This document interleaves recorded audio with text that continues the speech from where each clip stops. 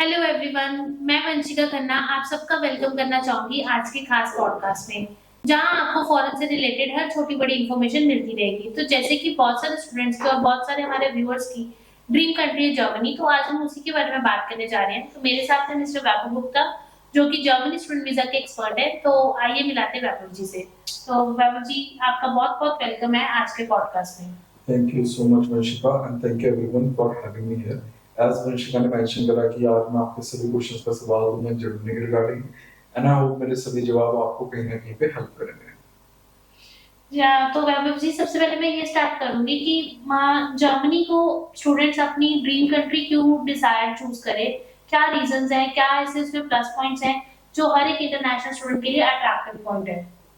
देखो, बड़ा सिंपल सा फंडा, Europe is one of the strongest economy in the world, और जो जर्मनी है जी वो बिल्कुल। यूरोप के अंदर है और यूरोपियन यूनियन का हिस्सा है, विच मीन्स वो शेंगन का पार्ट है, राइट। तो ये अपने आप में ही एक बहुत बड़ा रीजन है, because once you have a Schengen visa on your passport, ठीक है, मतलब आपके लिए 29 मुल्क खुले हैं। उसके बाद आपके लिए बेसिकली एक तरह से पूरी दुनिया खुली है, because there is no other visa like Schengen, क्योंकि एक वीजा मिलेगा तो 29 कंट्रीज का एक्सेस आपके लिए खुलेगा। ये तो होगा एक रीजन। और अब अगर बात करें हम पढ़ाई के पॉइंट ऑफ व्यू से, तो सबसे बड़ा रीजन ये है कि यहाँ की जो एजुकेशन सिस्टम है काफी ज्यादा एनहांस्ड है, वेल डेवलप्ड है। यहाँ की यूनिवर्सिटीज और कॉलेजेस जो है वो रिसर्च एंड डेवलपमेंट के लिए, आईटी सेक्टर के लिए, मैकेनिकल इंजीनियरिंग के लिए, ऑटोमोटिव इंजीनियरिंग के लिए बहुत ज्यादा मशहूर है। I mean, हमारे सामने प्राइम एग्जांपल है BMW जैसे ब्रांड्स, पोर्शे जैसे brands. So these are very fine examples कि जर्मनी जो है हमारी एक डिजायर्ड प्लेस क्यों होनी चाहिए पढ़ाई के लिए।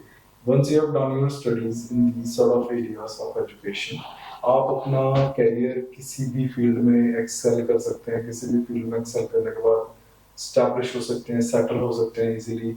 और तो और यहाँ पे PR is way more easier comparatively to Canada. तो I think these are the factors why it should be desirable for everyone.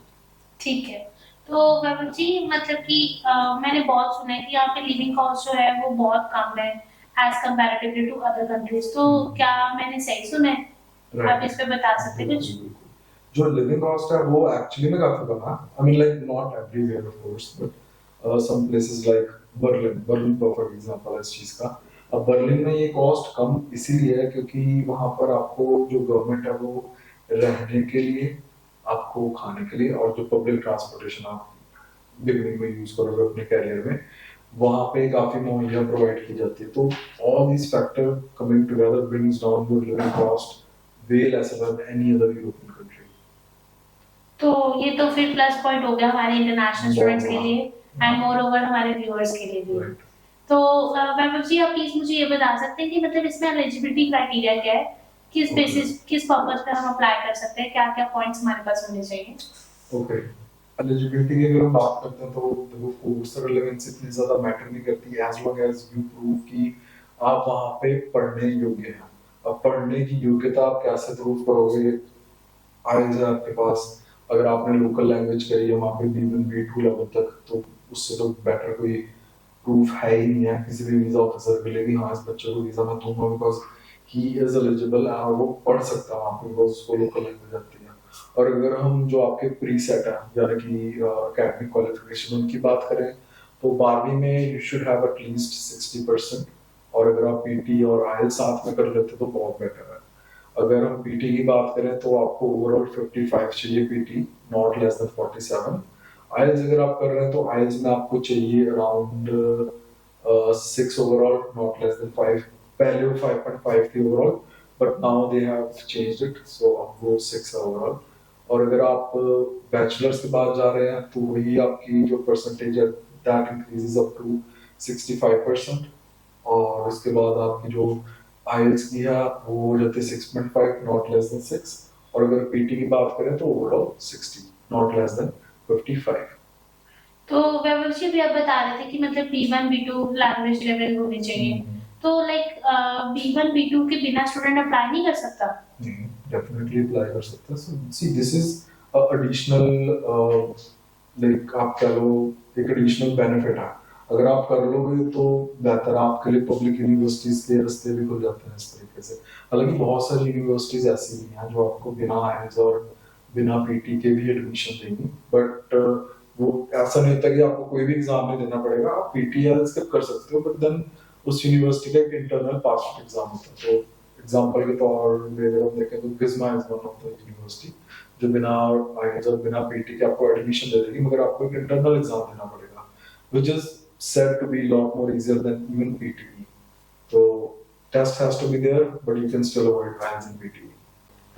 तो वैभव जी, जैसे कि आप बता रहे थे कि मतलब कि गिस्मा यूनिवर्सिटी में विदाउट आईएलटीएस और without PT student can enroll, तो I just want to know, और मेरे व्यूअर्स भी ये चीज जानना चाहते हैं कि कुछ और भी यूनिवर्सिटीज हैं जहाँ पे वीजा लेना इतना चैलेंजिंग नहीं है, कुछ टॉप यूनिवर्सिटीज।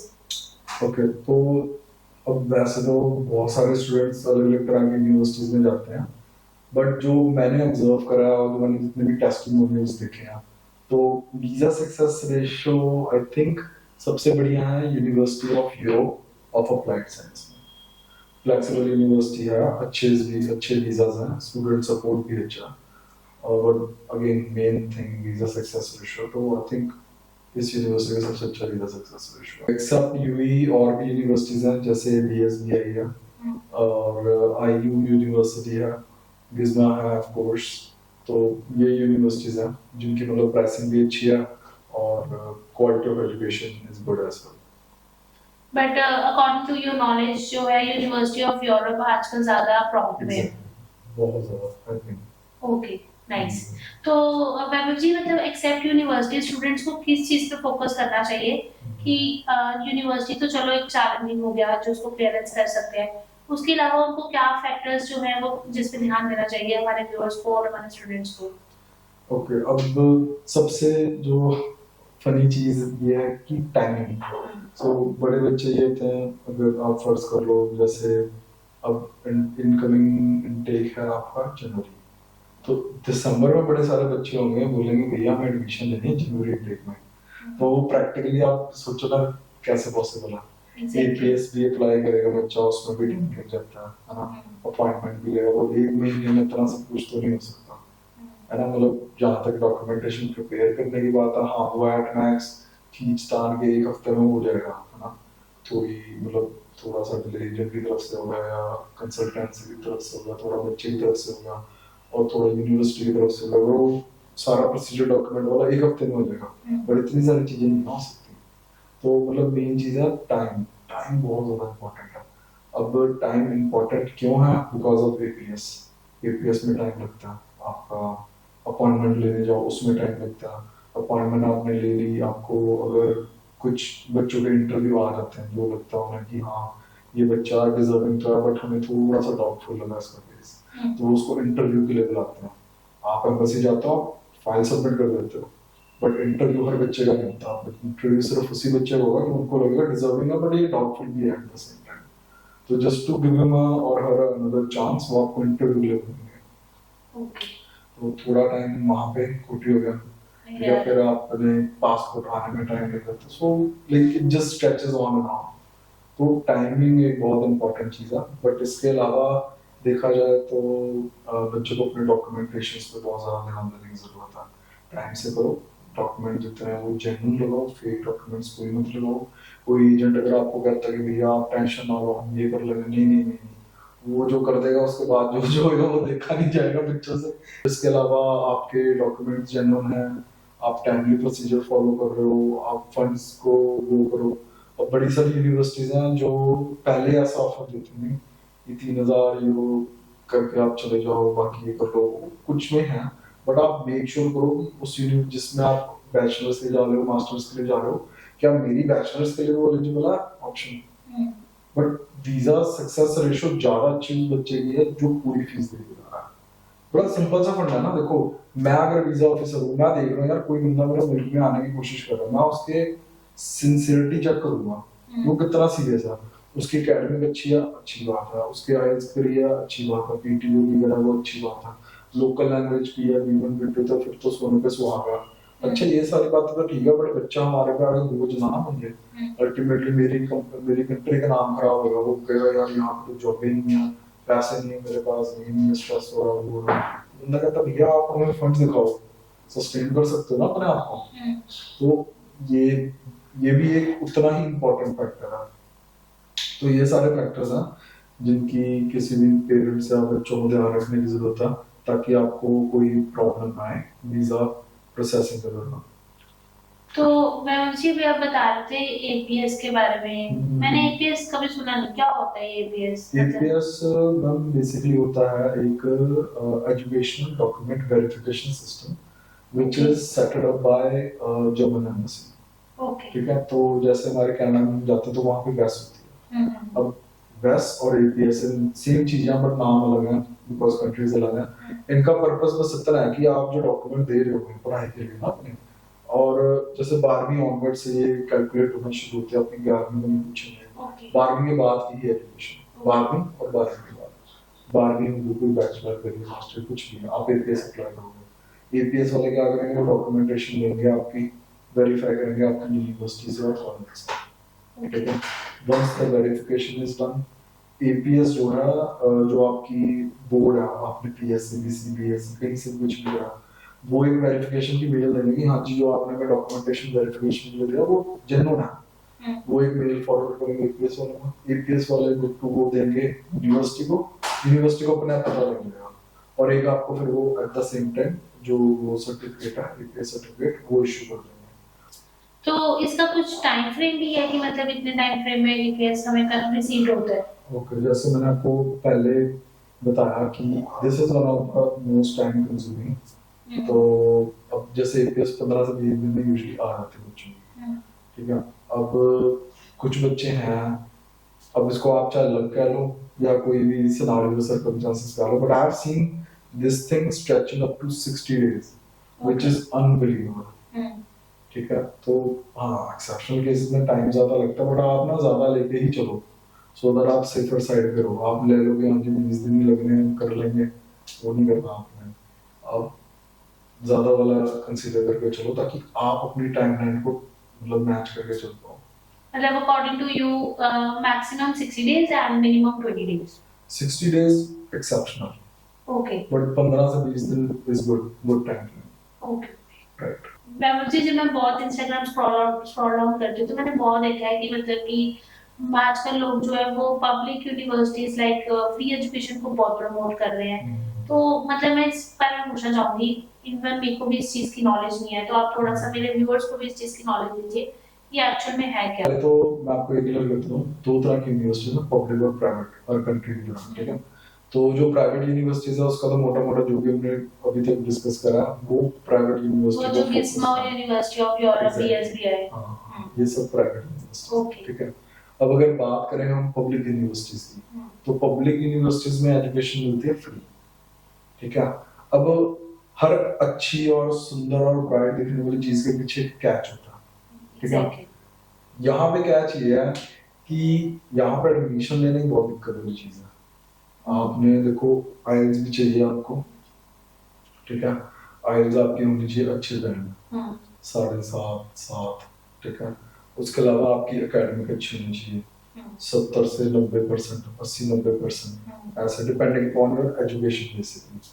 ठीक है, उसके बाद मोस्ट चैलेंजिंग जो चीज है वो है आपका इनकी जो लोकल लैंग्वेज है, जर्मन लैंग्वेज, वो आपको आनी चाहिए अराउंड B1 B2 लेवल पे, और कोई लोकल सर्टिफिकेट नहीं, एक ऑफिशियल बॉडी होती है वहां से एग्जाम देना पड़ता है, वहां से आपको एक सर्टिफिकेट मिलता है। Despite having all these things, जो यूनिवर्सिटी इटसेल्फ है वो आप इतनी स्क्रूटनी करेगी, मतलब इतनी सारी चीजें चेक करती है आपके बारे में कि वो अपने आप में एक दिक्कत बन जाती है। तो हाँ पॉसिबल है but it just very complex. Admission के प्रोसीजर में पिक होनी आपकी प्रोफाइल ये मुश्किल है थोड़ा सा। तो जैसे कि आप बताया कि इट्स काफी मतलब कि कॉम्प्लिकेटेड है, तो मतलब कि प्राइवेट यूनिवर्सिटीज में कोई स्कॉलरशिप लेवल नहीं होता जो हमारे स्टूडेंट्स को रिलीफ दिला दे या फिर मतलब कि उनके लिए एक अच्छा फैक्टर बन जाए? प्राइवेट यूनिवर्सिटीज में देखो आपकी एकेडमी वगैरह अच्छी है ना, तो अगर आप पब्लिक में जा रहे हो वहाँ पे नहीं वहाँ, ठीक है, नहीं हो पा रहा किसी वजह से, एक तो वहाँ पे ड्यूरेशन ही लंबी है, जो प्रोसीजर है ये अपने आप इतना लंबा अप्लाई करो कब जवाब आएगा वो ये अपने आप में We never know. हाँ। अब फिर आप ट्राई कर सकते हो प्राइवेट यूनिवर्सिटीज। अब प्राइवेट यूनिवर्सिटीज में भी अच्छा खासा डिस्काउंट मिल जाता है स्कॉलरशिप के नाम पे। तो अभी अगर रिसेंटली मैंने एक स्टूडेंट देखा, उसको 40% स्कॉलरशिप मिली है। 40% आप लगाओ हो गया अराउंड 14,000 यूरो। Okay. मोटा मोटा एक साल मतलब एक साल की फीस ही फ्री हो गया। तो देखो अपने आप में ही बढ़िया ना यार। अब मैं अगर 40% स्कॉलरशिप लेके जा रहा हूँ, ठीक है, मैं पूरा जितनी मैंने मेहनत करी थी वो एक फ्री वाला साल आएगा, save lot of money. Exactly. ठीक है, तो this is one good thing about private universities की वो स्कॉलरशिप भी ऑफर करती हैं। और अगर आप डिजर्विंग हो, अपनी एकेडमिक्स ऐसी कैरी करते हो, तो definitely they will do it. बहुत अच्छा पॉइंट है उन स्टूडेंट्स के लिए जो पब्लिक यूनिवर्सिटीज नहीं जा सकते, तो उनके लिए प्राइवेट यूनिवर्सिटीज के डोर तो हर टाइम ओपन है। एंड मोर अगर अच्छा स्कॉलरशिप मिल जाती है तो डेफिनेटली वो उनको हेल्प करेगा। तो डॉक्यूमेंट के अलावा भी कोई हिडन रिक्वायरमेंट होती है जर्मनी स्टूडेंट वीजा के लिए कि मतलब कुछ हमें शो करना पड़ता है, कुछ फंड्स दिखाने पड़ते हैं, कुछ ऐसा भी है? हिडन तो नहीं कह सकते, आई मीन एक ब्लॉग अकाउंट खुलवाना पड़ता है बच्चों को, this is same as GIC जो कहना मैं चाहता हूँ। वो सबसे कॉमनली नोन टर्म है जीआईसी। तो जीआईसी का एग्जांपल लेते हैं। एग्जैक्टली। तो जीआईसी की तरह ही होते हैं ब्लॉग फंड्स। तो पहले आप ब्लॉग अकाउंट खुलाओगे। ब्लॉग अकाउंट खुलवाने के बाद जो आप उसमें पैसे डिपॉजिट करोगे, पहले कम थे बट नाउ अब है 11,900 यूरो। तो 11,900 यूरो जब आप डिपॉजिट करोगे वो बन जाएंगे आपके ब्लॉग फंड्स। तो वो बेसिकली ब्लॉग ही रहेंगे, जैसे कि नाम कहता है ब्लॉग। आप उधर जाओगे, आपने अपनी एनरोलमेंट करवा ली, ठीक है, एडमिशन लेटर वगैरह आप बैंक में जाके दिखाओगे और वो ब्लॉग फंड जो अनब्लॉक हो जाएंगे। वो अनब्लॉक होने के बाद आपको हर महीने कुछ ना कुछ फंड्स डिस्पर्स करते रहेंगे, जैसे जीएससी होती है। ठीक है। और इनके अलावा अगर हम बात करें डॉक्यूमेंट्स की, तो डॉक्यूमेंट्स में आपको अपने रेगुलर बस वही डिपेंडिंग अपॉन किस तरह की यूनिवर्सिटी में क्या ऑप्शन आप ले रहे हो। विदाउट आईएलटीएस जा रहे हो तो वही आपके बस एकेडमिक्स और एबीएस। और अगर आप विद आईएलटीएस जा रहे हो तो आईएलटीएस होगी, जो रिक्वायरमेंट मैंने आपको पहले बताई है उसके साथ। बाकी सब यही है। वैभव जी, जैसे कि आपने सारा कुछ बता दिया कि मतलब कि एपीएस की रिक्वायरमेंट रहती है, डॉक्यूमेंटेशन ये रिक्वायर्ड रहते हैं, एलिजिबिलिटी ये है, तो अब पीएसडब्ल्यूपी के बारे में बात करेंगे कि मतलब हर एक बच्चे की बेसिकली तो यही चीज रहती है कि वहां पे जाके काम करना है, पैसे कमाने हैं। तो इसके ऊपर क्या आपके पॉइंट्स हैं? अभी देखो, अगर आपको पता हो तो जर्मनी ने भी रिसेंटली सिर्फ और सिर्फ एक्सक्लूसिवली फॉर इंडियंस एक अपॉर्चुनिटी निकाली, जहाँ पे वो 7 लाख जॉब पोजीशंस लेके बैठेंगे। भैया इंडियंस हैं, आप आओ, इंडियंस अप्लाई करो इन जॉबों को, ठीक है, just for Indians. So just think about it, कोई कंट्री सिर्फ और सिर्फ इंडियंस के लिए गेट ओपन कर रही है, अपने आप में एक प्राउड वाली बात है ये तो। बट देखो अल्टीमेट तो यार जितने भी लोग बाहर जाते हैं ना, सबका ऑब्जेक्टिव यही होता है। देखो अगर किसी के पास पैसे हैं ना भाई, वो इंडिया में स्विट्जरलैंड कनाडा सब यहीं पे है उसको। एग्जैक्टली।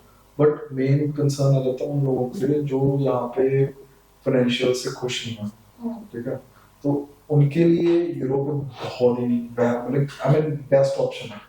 देखो सबसे बड़ी बात तो यूरो का रेट बहुत जबरदस्त है।